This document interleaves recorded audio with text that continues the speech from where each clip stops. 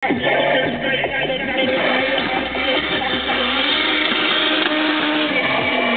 διάδρομο αριστερά μας, ο κύριος Ταξόπουλος, Honda S2000 Turbo. Για να το δούμε, πριν δεν μας έκανε το χατήρι. Και στο δεξί διάδρομο το νούμερο 11, ο κύριος Μπερδελίδης Χρήστος με BMW E36.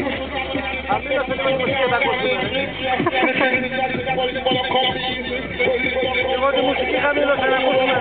Εγώ τη μουσική χαμήλωσα να ακούσουμε το Honda. Χαμήλωσα λίγο τη μουσική να ακούσουμε.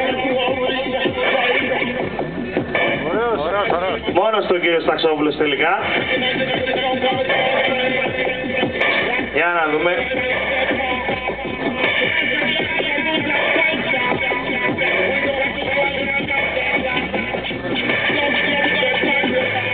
Για να δούμε, πάει να στηθεί.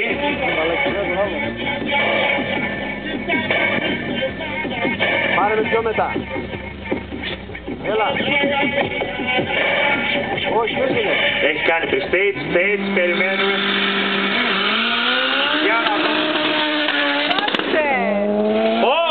Πολύ μπαλωτιά, πολύ μπαλωτιά. Ακόμα πάει. Πού θα πάει? Γίνα πίσω. Για να δούμε. 11.396 χρόνο στο 400 με 207,49 στα 400. 1.87 χρόνο στο 18 μέτρο. Αρκετά καλό το Honda.